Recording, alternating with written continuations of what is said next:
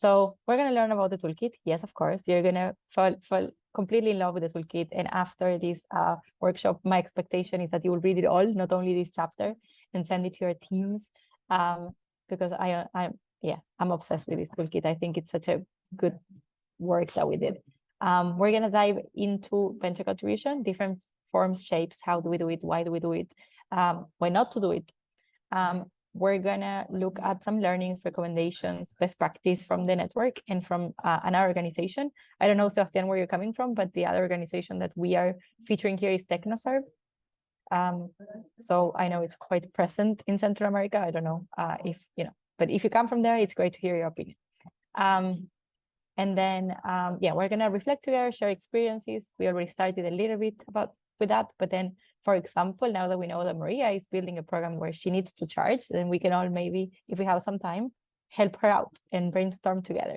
We're going to look at action points. So my personal objective is that you all take a reflection back to your teams and maybe some small commitment, like I'm going to research this, I'm going to look into this, I'm going to explore this option. Not all venture contribution means charging money. So we're going to look into that as well. Now, next slide.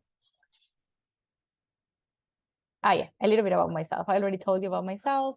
The program's portfolio manager. That's not exactly my job title, but you get the idea.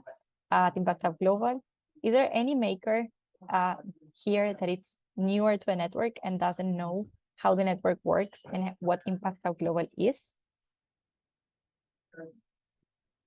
And if you are and you feel uncomfortable to say that loud, I'm very much available afterwards to talk to you. What I haven't said is I'm born and raised Argentinian, living in London for 6 years. I have my background is in public policy innovation and social innovation. And there you have all of the faces of the people that co-created and co-wrote this toolkit. So just to acknowledge them all. And you can see, Emma, the one that wrote it, is the woman in the bottom, like in the middle. And Julian where is Julian? Like right above on the left, the one that it's not Tom. Anyways, just to say something nice about people that did the work. Next slide. Okay, I mean, these slides are, to be honest, they're not made for a workshop. They're made for a toolkit presentation that you can take home. So I'm not going to read you the slides. It doesn't make any sense. But we are going to talk about what does it mean, what's venture contribution, and why. So there is a lot of research. The main research that I'm going to be referring to throughout this workshop is a toolkit that I'm also going to send you around called Scale, which is a piece of research that the Arvidius Foundation, which is a Swiss foundation, developed in partnership with many of what we call the intermediaries in the sector. And Impact Hub is one of the intermediaries, but many, many others. So they interviewed tens of organizations in the sector. Like I'm sure almost everybody. It took them, I think, almost 2 years to codify what's the best practice for a program to be effective. And they measure effectiveness in terms of like how much participants grow after 2 years in a certain program, how much they grow their revenue, their team sizes, and their investment. So any company, any startup that goes through a program, these are all for social enterprises, how much, after 2 years, how much they managed to grow in those 3 dimensions, and how effective was the program to, get them there. And from there, they codified, what makes a good program, what is efficient, what's effective, what's good, what is desirable. And every chapter of every recommendation has a DEI component. So diversity, equity, and inclusion for the non-English speakers here. So they always look into, how is this accessible for vulnerable population? How is it accessible for women in countries where, women are underrepresented in the business space? So we're going to look into that. And when you look at scale becomes an acronym. So I think the S is support, but the C is charge. So that's very interesting because for them, that's a fundamental part of the commitment of the entrepreneurs. And it doesn't mean charge like if the program is, I don't know, $100,000 or euros, charge them all, because that's going to become, privative for most of them, but it means like, how do we use some sort of contribution to improve the performance of participants? And that means engagement. That means also attraction, right? Like, how do you attract? So some people, how do we think in the network? We think like, oh, if there is a program by, I don't know, another organization that, I don't know, let's say Ashoka. Ashoka is in many of your countries. So let's say Ashoka is running a program. It's for free. Impact House program is paid. People are going to go for the free one. However, there is research that says the opposite, because people think that the one that it's paid for is more serious, or it's more privileged, or it's more, I don't know, special, VIP, whatever. So that's also something to think about, and maybe shift, like flip the way we think about that. And of course, we're also going to talk about non-financial ways of venture contribution. So how can the entrepreneurs in your programs support after the program, become mentors? How can they give back time if it's not money? But something to think about is how can we think of venture contribution as a way of improving performance and a way of improving engagement.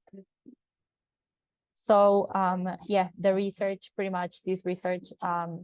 shows that participants are more likely to stay engaged and more likely to communicate their needs and to give you honest feedback if the logic or the power dynamic flips from Impact Hub giving them, I don't know, something nice for free, and like, oh, it's for free and they're so nice with us, like whatever they can do, it's fine. Shifting that dynamic to a customer, like a client, a customer success and customer experience dynamic. It doesn't mean that we want all of our participants to treat us as the shop next door, but yeah, if you order something in a shop or online, or you go to and the quality is not there, and it's not what you expected, you may try to return it, or you may try to complain about it. Well, there is something about honesty and feedback and needs and pushing to get what you need if you paid for it. So there is something about that as well. So there is a psychological element that we're going to try to unpack and to explore as well. The other thing is from a funder perspective, and this is something that I saw a lot in London when I was working here, and I don't know, maybe in your ecosystems it's not happening, but something that would happen here a lot is that funders would look for sustainability of programs. They wouldn't be super happy. So they like programs that repeat year over year, because you can learn from them. So you crack a design for a program's great. If you only do it one-off because you got the funding and then next year you don't have the funding and you do something else reacted to another piece of funding, that's not very efficient because you cannot learn from it. So the idea is that the second or third iteration of the program, that's when you crack it. That's when it's the best version of that program and the best response to a theory of change or the problem you identified. And I work with a lot of corporate funders and philanthropy funders here in London, and they would say that they wanted us to add, another piece of revenue or income generation, so that the program becomes, I wouldn't say fully self-sustainable, but somehow sustainable. And you can also justify that, look, alumni from this program value this program so much that they're willing to contribute to it, either as mentors or giving money or and it's also it proves the value of the program. So it's not Impact Hub who's coming to a funder or to a partner and saying hey, this is great, invest in this. It's the entrepreneurs themselves that are putting their money where their mouth is. So there is that element as well. Of course, there is the income stream and generation that you can use for the program. So this is something we were talking in the first session, which is about unrestricted funding. So when you work in programmatic elements, let's say an acceleration program, and it's coming from a non-for-profit funder, and then it's fully restricted because you can only spend the money according to what the budget says, and then having the entrepreneurs pitch in and having a pocket or yeah, having some money that you can use unrestrictedly for whatever comes to respond to the needs of the entrepreneurs as they come in the program is important. And it can be also like a mutual fund, like a peer-to-peer kind of like mutual fund that then the entrepreneurs can use to invest in themselves. So that's something as well. As I mentioned before, we need to make inclusive accommodations. It's very important to make it absolutely clear that people and groups that are struggling to pay can have flexibility in whatever shape or form. We're going to talk about some examples later. And the recommendation of the toolkit is going to be learn about different ways, methods. So we're going to, I think I'm going to show you like 5 different ways. There's probably more creative ones that you can come up with, or maybe that you know. And our recommendations will always be to run some sort of like co-design or co-creation session with your community and assess the implications of the different things and see if you can get to a unanimous decision. But yeah, and that's going to be it for the introduction. Does this resonate? Is this something, yeah? Was there anything else that I'm not saying that you would like to say or that you were hoping to see or to learn? Can I at least get a thumbs up? Cool, amazing. I have a question. Sure. Is there any impact hub that is already charging sort of like a perk after the program, like result-based payment? Success fee. Like that? A success fee. Yes, there is. I'm gonna send you a video after this with a testimony from Impact Hub Shanghai. They are one of the few impact hubs that take equity after the program. So there is like many ways, right, of charging. You can charge by taking a piece of the company. You can charge by asking people like a success fee.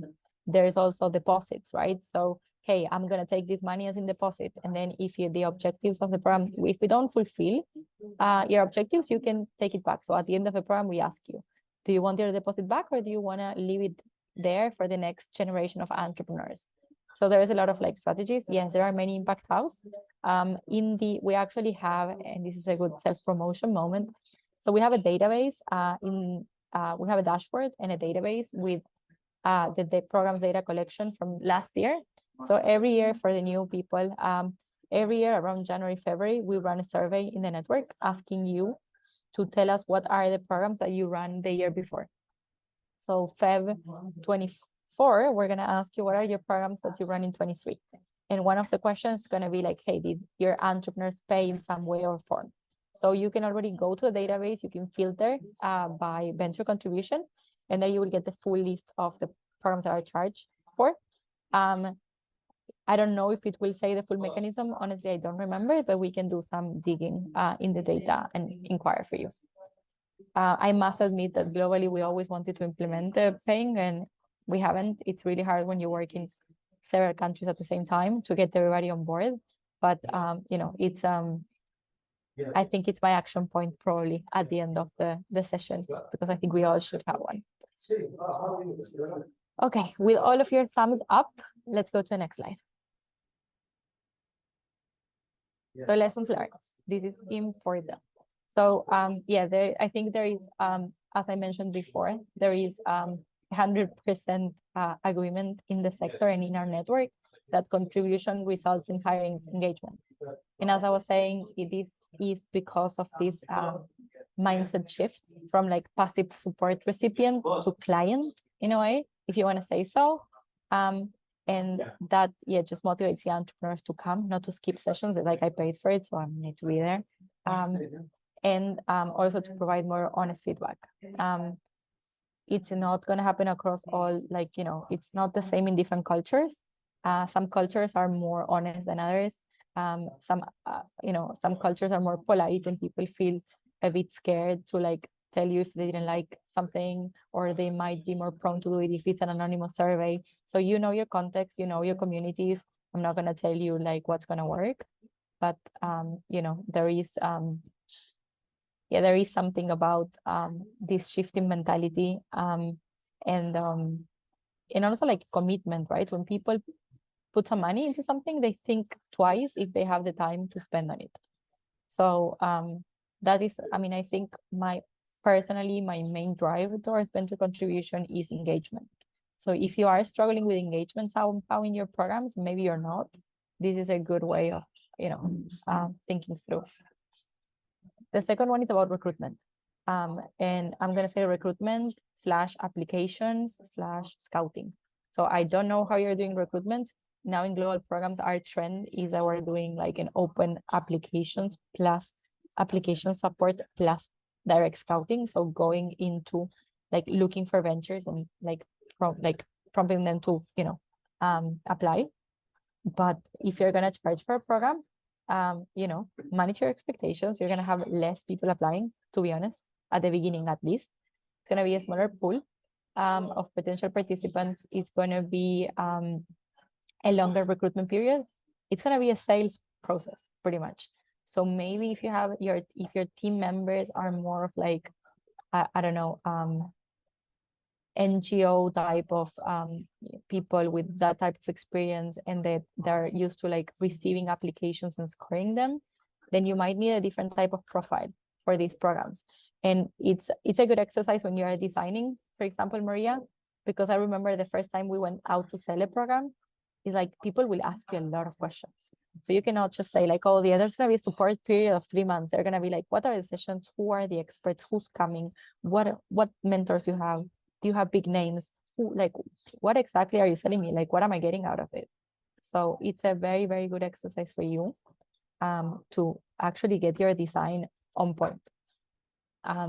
So that's that's something that it's quite important. Then so in this case, you may want to look into referral partners, testimonials. If it's the first time you're running it, maybe you can use testimonials of programs that were free and get people to say like, oh, I would have paid money for it. There's also something quite important, which is costing your program and valuing your program.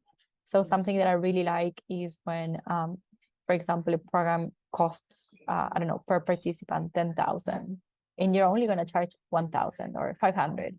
So you can show the participant that actually they're getting a massive grant. They're getting 9.5 for free, and they only need to chip in 500. So that's also quite good. I like to put that next to each other because usually you won't charge for the full thing. So it's quite important for the entrepreneur that to understand, not to focus on like, oh, how much I'm putting, but like how much I'm getting. And that is also like a shift in mentality. Then there is something about, some models that require more resources. So we were saying like, you can ask entrepreneurs to pay in cash or whatever payment plan. You can have a success fee. You can have, you can take equity, whatever that means. But you also need to look into what's the return that you're promising people. So something that we did.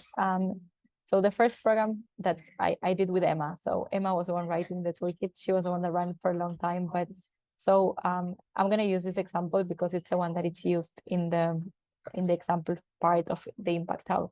So in London, we used to run a lot of like programs for food entrepreneurs, food and beverage for a long time. They were all for free.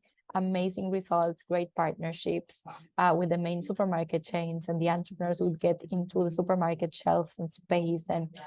And we realized that we were working a lot with like more early stage entrepreneurs, and we wanted to work with like the ones that are, already in growth stage, looking for scaling. We were looking the ones that could actually supply a supermarket and fulfill a big order, and that could work, we just wanted to work with the larger companies. But how do you know?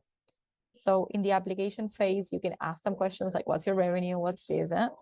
But we realized that like just putting just entrepreneurs paying, we said like, if we want to invest all of this money into these entrepreneurs and we're expecting them to achieve all of these amazing things, they need to be at least they need to have 1,000 euros to put towards it. If they don't have 1,000 euros cash in their bank account, like they're not the entrepreneurs that we're looking for. So that's also like, you can also tell them like, look, this is not about the money. we have the money to run the program. This is about your commitment. This is about co-responsibility. And this is about also us knowing that you have some sort of a healthy cash flow situation where you can spare this money. Because otherwise you're not a good fit. So that's also like something that is quite interesting, because you're not begging for money, but you're more like trying to prove to them that this is a special project, this special program, and it requires a very specific profile. Because you have all of these partnerships. So the program needs to be worth it for you. We aimed, so back then, in the first edition of the program, we asked people to pay 5,000, and we were expecting to make 10 times that in sales. So our rationale, our first intention was like, okay, if everybody puts 5,000 in 2 installments, so 2.5, then we want that in 1 year after the program, they, because of us facilitating sales, they get at least purchase orders valued in 50,000. So that was our intention. And I think it's important to set up an intention of like, why are you charging? If it's a very, very small like fee, which is all about commitment, that's fine. But if you're charging because you want the entrepreneurs to have like a real value, then it's important to set some metrics. Because also, like, if you're gonna go for, like we were talking, Sebastian, like if you're gonna go for a success fee, then it means that you need to set up the success elements in advance. You need to tell the participants, we expect you to achieve all of this. And then at the end, because at the end of the program, they're going to decide if you're worth it or you're not. Am I going to pay a success fee or I'm not? You can also take a success fee from investment. So we'll facilitate investment or sales, and we're going to take 1% off. So you can also do that. If you do, also think about that, because if you run the success fee with ventures that are super early stage, it will take you like 2 years after the program until they can pay you the success fee. Whereas like if you work with very advanced entrepreneurs, then maybe they will sell within the program or like the month after, and then you're fine. So think about, like, when you think about the model, think about like like who is in your community. And yeah, so number 4, we're number 4 now. Fees help select the right participants. So as I was saying, if you don't have this money, this program's not for you. Like, we don't want you here. Like, we can refer you to this program, which is more early stage. And then the entrepreneurs will be furious. I'm not early stage. I'm like, I have all of this track record. And you're like, okay, if you have all of this track record, then you should have 1,000 euros.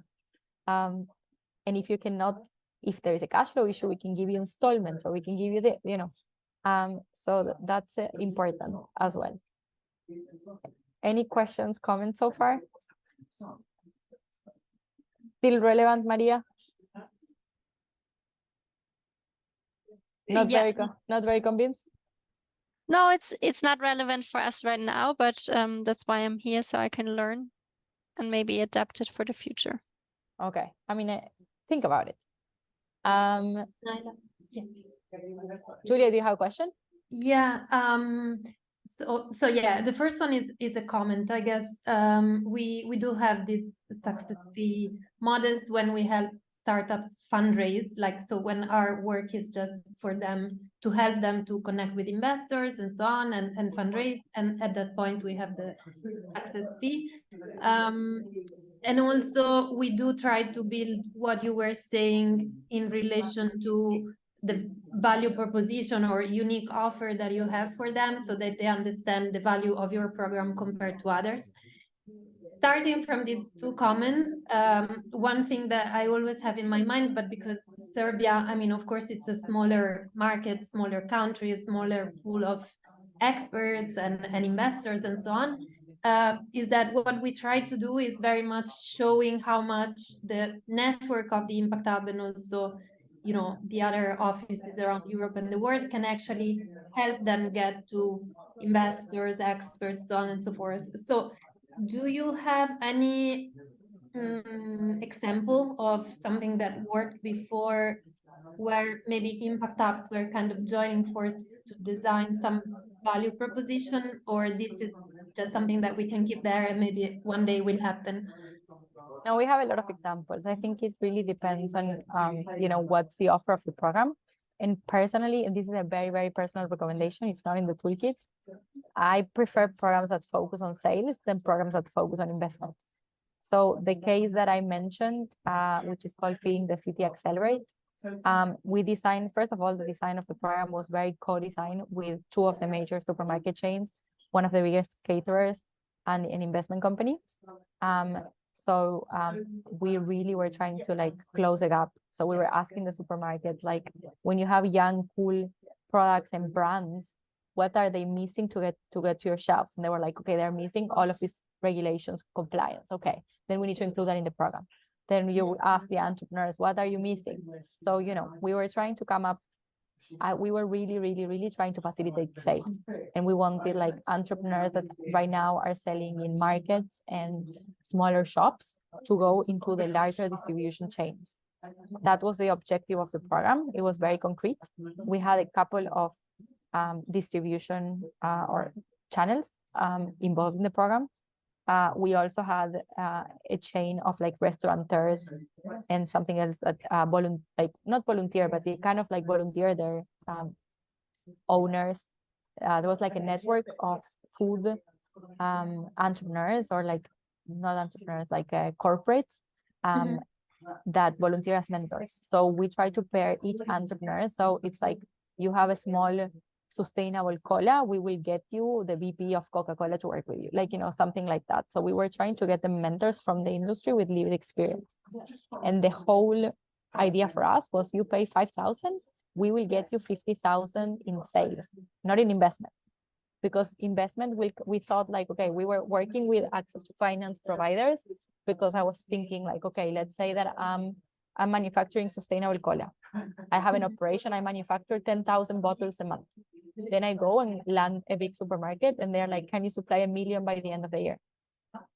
And I'm like, how do I scale up my operations? How do I get there? So that was the program. Get you mentoring, and facilitate the capital. So once you get the purchase order, can we get you the money to fast get there? And can we get you the expertise? So that was a whole theory of change. I love this kind of programs because there's a lot of like, if there is access to finance, it's very focused access to finance. Not all of the industries are well suited for these kind of programs. Food and beverage is usually good. But I'm telling you this because it was a very concrete value proposition, where you show the value for money. Now, the 5, you put 5, you get 50. It's an average. Some entrepreneurs won't get there, some will get more. So that's another thing, the size of your cohort, like how much can be the size so you can fulfill this promise, if you can. And also, like, do you want to start low in your promise in your first cohort, so that so that you can because you don't want to fail. You want these people to then recommend the program and be your promoter. So I think that's one thing. Investment, we have a very good program. I can send you the blueprint and I can send you the deal book that we did it with many impact hubs in Africa, called Deep Dive Africa, which was, again, a program just to facilitate access to capital. And most of the companies in the program raised money, and some of the impact hubs took success fees. Investment is, for me, is a bit more tricky, because not all of the investment, well, it depends what the investment is for and what's the financial situation of the company, if I would feel comfortable as an impact hub taking some of it. But yeah, that's I think it's a deeper conversation on access to capital. Yeah, no, exactly. It was just Cool. but thanks. I hope it's helpful. Next one, Marine. Okay. Yeah, and then the last one I already mentioned. Well, no, let's go. First of all, there is a lot of like research saying that people that pay have lower dropout rates, that I mentioned before as well, right? So if you are struggling with dropout rates, then maybe consider introducing something like this. And the other part of the research is that So, and we're gonna see that from TechnoServe, but so many impact hubs or our organizations will be like, oh, let's not charge, people from low-income backgrounds because it's not fair, they don't have the money. But usually, according to the research, most of the communities are like super happy to be charged because they feel recognized as peers. So they would be happy to agree with like low installments, like little by little paying for the same as others, or success fee or retrievable deposit, which is what we said. There's also like something that London added here. So Emma added it in the toolkit, which we had an experience when we were working with vulnerable entrepreneurs, which was like, we had an edition of a program where we were thinking, maybe some entrepreneurs are just too financially vulnerable to start a business right now. So, that can also help you to understand the situation that people are, you don't necessarily talk to people about their financial situation until too deep in the program sometimes. So if you can start those conversations sooner and, support them into something else, or like get, that's also like sometimes a conversation to be had early on. And last but not least, and this is a little bit of repetition, fees create more flexible budgets, and you can use them in many, many ways, but you can also, so sometimes you can use them as prize money, you can use it as bursaries for participants, you can also use them to cover entrepreneurs from underrepresented or underserved communities as well. So it can be a way of also making your program more diverse. A lot of options, a lot of approaches. You don't need to choose one. It's about like being aware of, what's possible. Next. Okay, some recommendations. The first one, we already talked about it. Find the right model for your community. So think about the stage of development of the entrepreneurs you're working with. Are they early stage, growth stage, scaling? What are they doing? What sorts of sectors do you work with usually? Are these more product or service based? Is sales more relevant? Is investment more relevant? Is it both? What are you promising? What's your USP? And also, like, very important, what your community wants, but also like check your internal capacity to execute something. If there's nobody in your team that feels comfortable selling a program, then don't set up yourself to go out and sell a program from the beginning, because you need to talk about it. It's a completely different skill set, and you need to have people that are happy to do it. Now, if you decide to charge fees, how much? We don't know, right? So the recommendation is don't attempt to recover the entire program cost, because that's very hard and it will probably decrease your pool of applicants and also decrease your diversity.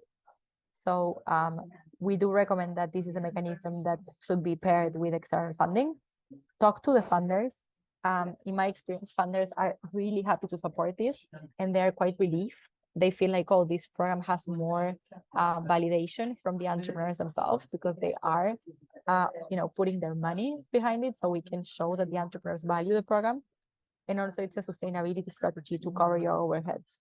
So usually they're very happy, but talk about it. What's an optimum fee? I don't know, depends on the market, but we try to say that it's something high enough to maintain participant engagement while still remaining accessible. What does it mean? If it's too low, like too insignificant, it's a joke.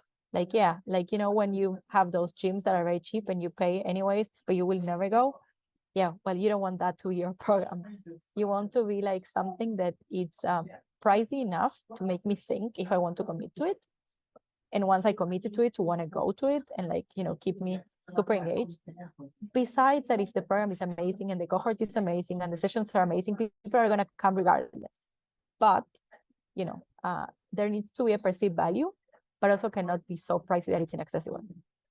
So how much is that in your market? I don't know, but, test different. I think you'll figure it out. I already told you for London, but, London is a very expensive place. Then be transparent with funders and participants. So don't hide this from funders. Tell them that you're doing it. Try to get their endorsement.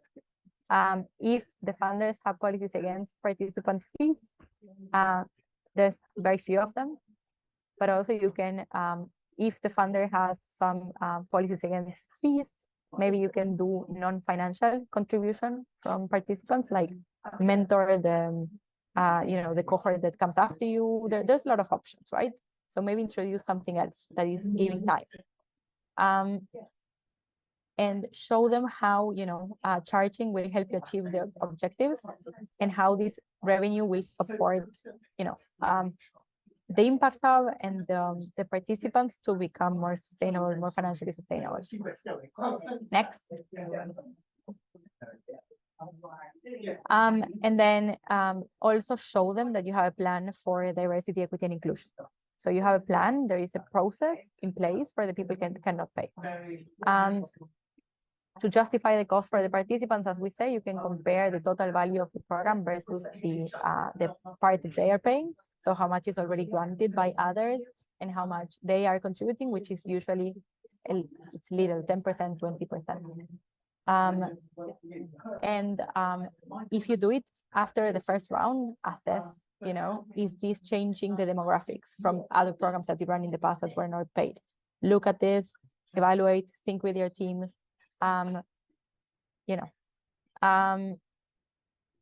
Then when we talk about non-financial options, as we said, you can ask people to donate their time instead. So you can ask participants to be mentors for the next cohort, panelists, recruitment champions. That's very important, like help you promote the program, spread the voice, spread the word, go talk in events on behalf of the program.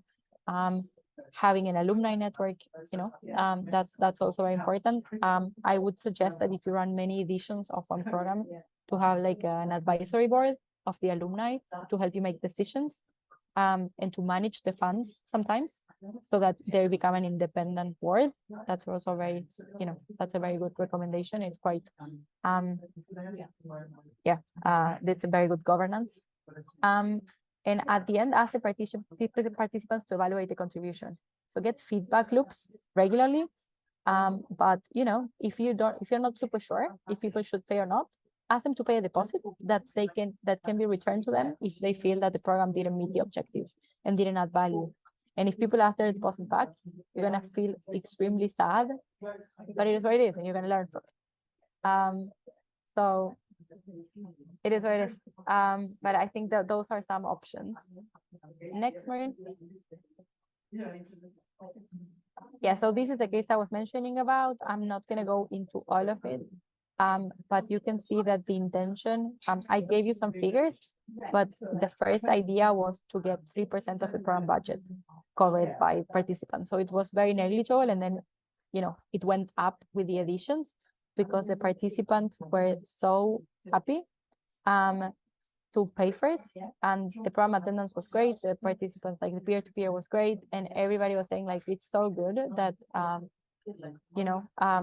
the program is so good, it's totally worth to pay for it. And then once you get that validation, then you can increase it a little bit more. Also, you start getting entrepreneurs that become very successful. You have case studies to show. So I think starting small, 3%, 5%. It's a good place to start. But yeah, it also was for very late stage entrepreneurs. Now going next to TechnoServe, because I want to give you some example that it's not Impact Hub, because it seems like we always talk to each other and there's more out there. So they have a firm called Impulsa tu Empresa. So pretty much it's like accelerate your startup. And it's a program that it's like a flagship program. They run it every year, all of the time. And they want to work with companies that are quite big. So they need to have, some are smaller. So they have 20K of revenue every year, and some have up to $2 million US. And they offer they have like a freemium model. So if you want the basic support, then you pay $250 per founder. And then if you want like the full, the premium or the follow-up, you pay $550. The interesting thing for them, which is, so in our network, we don't have a price, like a fixed price for all of our locations. It wouldn't make sense.